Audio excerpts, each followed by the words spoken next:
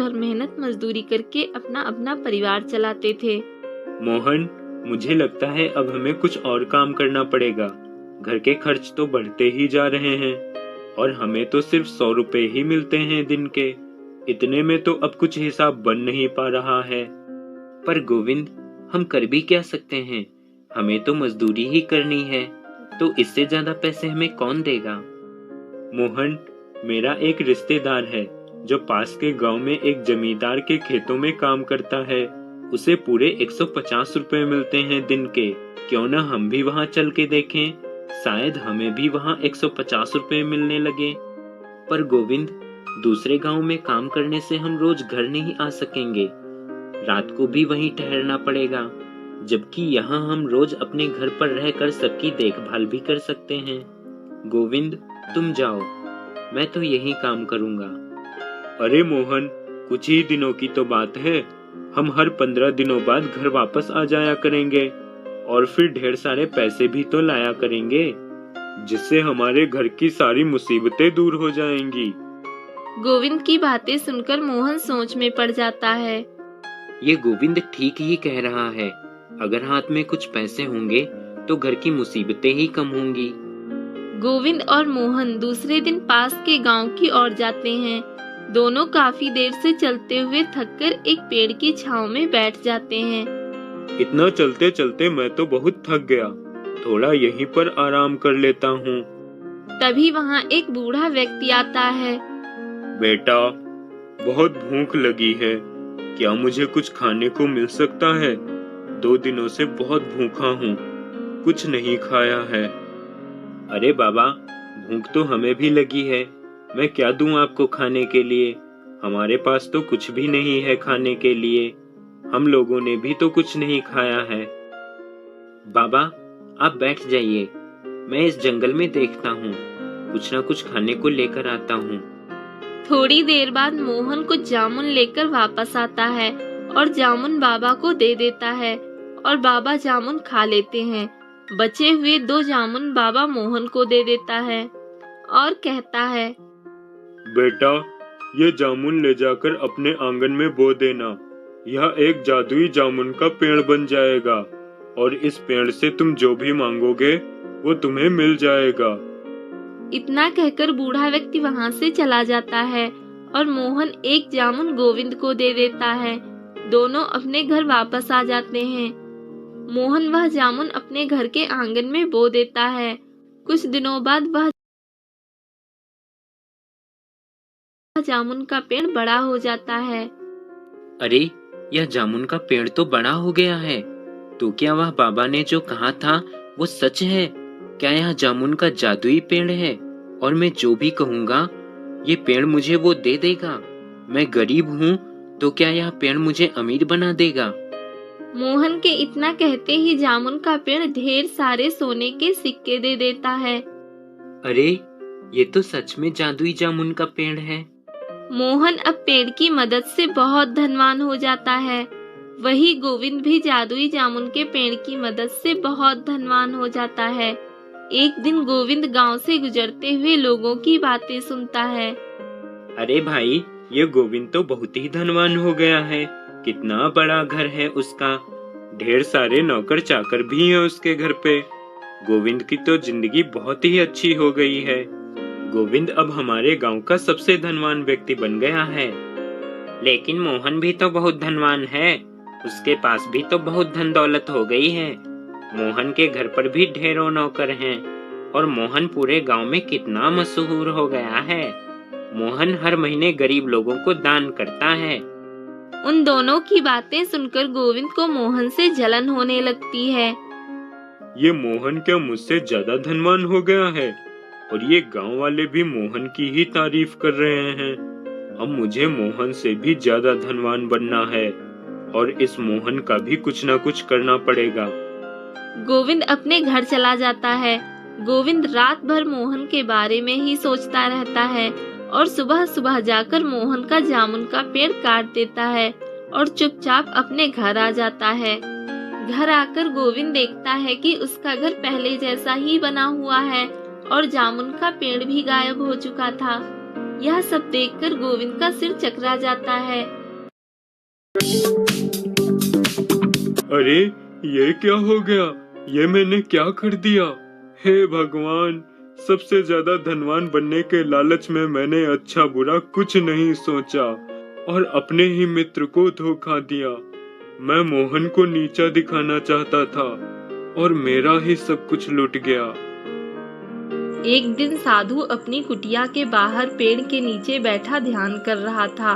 तभी अचानक सोहन नाम का व्यक्ति साधु के पास आता है और साधु से कहता है, साधु महाराज, आंखें खोलो साधु महाराज। अचानक सोहन को इस तरह अपने सामने देखकर साधु आश्चर्य से पूछता है, क्या हुआ बेटा, इतने परेशान क्यों हो? तुम्हें क्या चाहिए मुझसे? साधु महाराज, आप मुझे इंसानी पेड़ बना दीजिए। मेरे सिर पे बालों की जगह टहनियाँ, पत्ते और खूब सारे मीठे स्वादिष्ट फल लगे हों।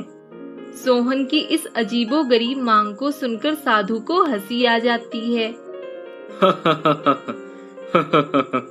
बेटा, लगता है तुम किसी नशीले पदार्थ का सेवन करके आए हो, तभी ऐसी बहकी बहकी बातें कर रहे हो। नहीं साधु महाराज, मैंने किसी नशीले पदार्थ का सेवन नहीं किया। मैं अपने पूरे होश में आपसे ये वरदान मांग रहा हूँ। साधु महाराज, कृपया आप मेरी इच्छा को पूर्ण कर दीजिए। सोहन के ऐसे अजीब वरदान की मांग से आश्चर्य में पड़े साधु सोहन से कहते हैं, परंतु बेटा, क्या मैं जान सकता हूँ तुम्हारे मन में ये इंसानी पेड़ बनने की इच्छा क्यों जागृत हुई? साधु के पूछने पर सोहन साधु को अपनी आप बीती सुनाता है। साधु महाराज, ये सब मेरी पत्नी कमला के कारण। वो मुझे हर रोज ताने देती है कि मैं कुछ काम नहीं करता। आज सुबह मैं आराम से बिस्तर पे सो रहा था, तभी मेरी पत्नी आई और मुझसे बोली, दोपहर हो गई है और तुम अभी तक सो रहे हो? हे भगवान, किस आलसी इंसान से ब्याह हो गया मेरा। मेरी तो किस्मत ही फूट गई। कोई काम धंधा नहीं करता ये आदमी, बस पड़ा पड़ा खाता रहता है। अरे कमला, क्यों सुबह सुबह मेरी नींद खराब कर रही हो? दोपहर हो गई है और तुम्हारे लिए अभी सुबह ही है।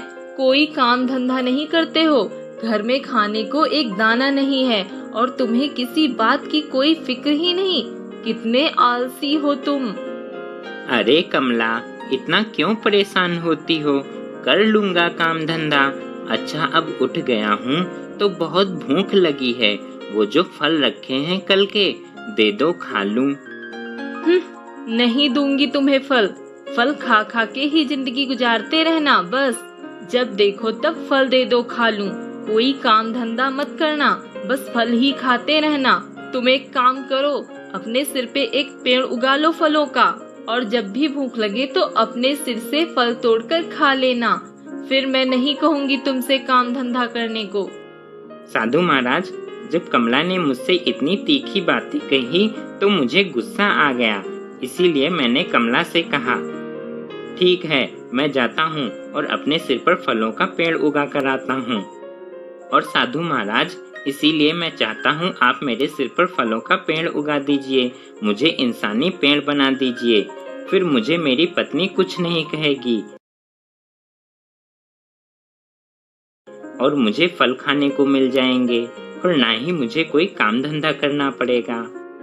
बेटा, तुम्हारी पत्नी की बातें भले ही तीखी और कड़वी हों, परंतु उसका लक्ष्य तुम्हें सही मार्ग दिखाना है। बेटा, जीवन की गाड़ी को चलाने के लिए परिश्रम तो करना ही पड़ता है। यदि तुम कोई काम धंधा नहीं करोगे तो तुम्हारा घर संसार कैसे चलेगा? साधु महाराज, वो सब मैं नहीं जानता। मुझे बस अपनी पत्नी को दिखाना है कि मैं पेड़ बनकर भी खुश रहूंगा और मुझे कोई काम धंधा करने की कोई जरूरत नहीं पड़ेगी।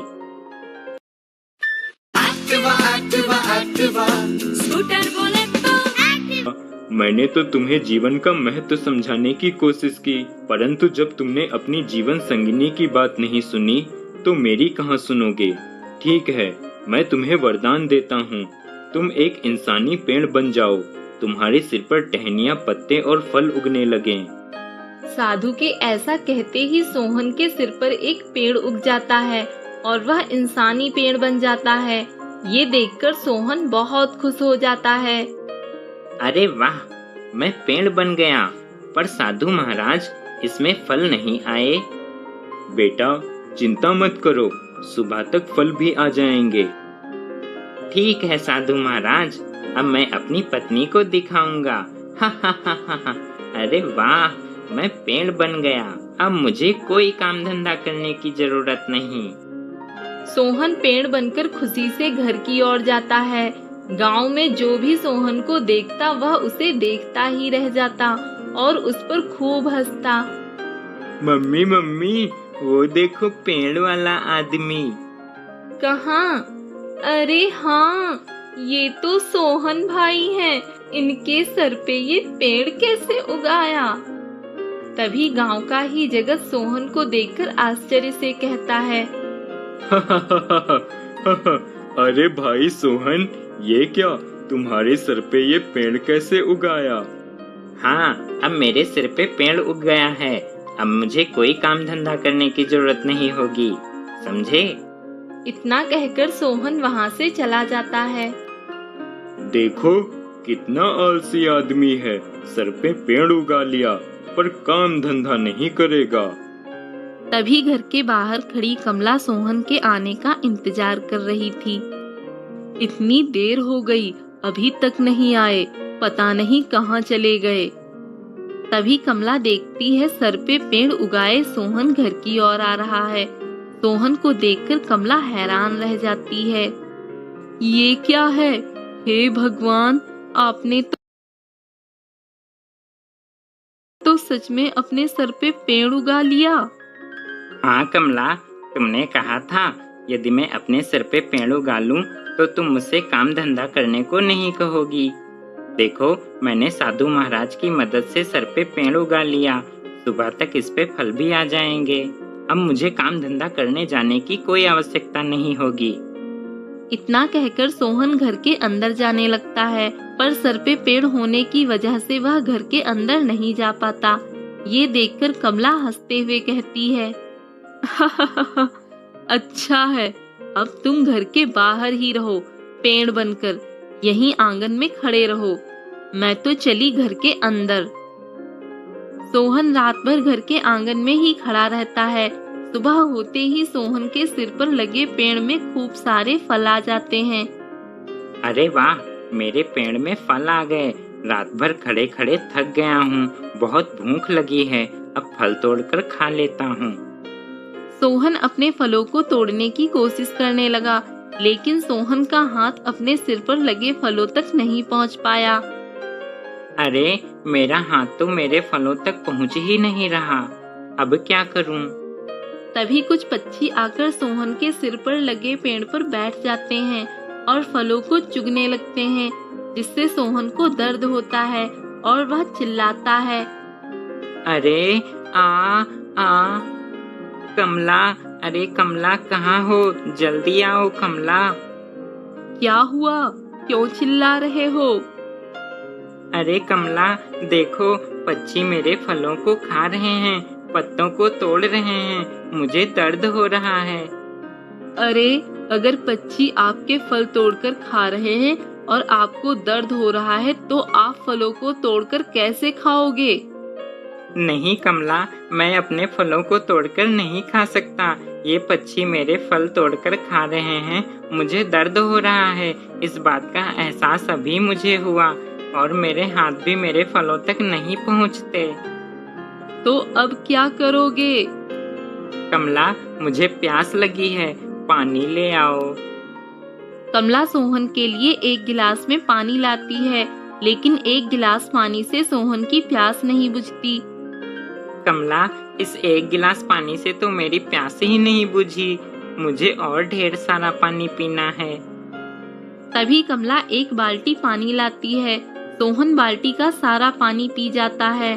पानी पीने से सोहन के सिर पर लगे पेड़ का आकार भी और बढ़ जाता है, जिससे सोहन को अधिक भार का एहसास होता है। अरे, ये पानी पीने से तो मेरे पेड़ का आकार और बढ़ रहा है और इसका भार भी मुझसे अब सहन नहीं हो रहा। इसका मतलब मैं जितना पानी पीऊंगा इसका आकार भी बढ़ेगा और भार भी। दोपहर हो जाती है, काफी तेज धूप हो जाती है। सोहन धूप में खड़ा परेशान होने लगता है। कितनी तेज धूप है। कमला, कहाँ हो कमला, जल्दी आओ। तभी कमला आती है। अब क्या हुआ? दोपहर में इतनी तेज धूप में आप मुझे क्यों बुला रहे हो? हाँ कमला, देखो कितनी तेज धूप है। कल शाम से मैं खड़े खड़े परेशान हो गया हूँ, थक गया हूँ। मुझे भूख लगी है, प्यास लगी है, पर कुछ खा नहीं सकता। और पानी पीऊंगा तो मेरे पेड़ का आकार और भार बढ़ेगा। कमला, इससे अच्छा तो मैं इंसान ही ठीक था। काम धंधा ही तो करना पड़ता, उसके बाद आराम भी तो करने को मिल जाता। देख लिया अपने आलस और कामचोरी का नतीजा। इसीलिए मैं काम धंधा करने को कहती थी आपसे, पर आपने तो मेरी कभी सुनी ही नहीं। हाँ कमला, मुझे माफ कर दो। मुझे अपनी गलती का एहसास हो गया। मैं वादा करता हूँ कभी आलस नहीं करूँगा और काम धंधा करूँगा। ठीक है, साधु के पास जाओ और उनसे माफी मांगो। वही तुम्हें वापस सही कर सकते हैं। हाँ कमला, मैं साधु महाराज के पास जाता हूँ। सोहन साधु के पास जाता है और साधु से माफी मांगता है। साधु सोहन को माफ कर देता है और वापस पहले जैसा इंसान बना देता है। आपका बहुत बहुत धन्यवाद साधु महाराज। अब मैं वादा करता हूँ कभी आलस नहीं करूँगा।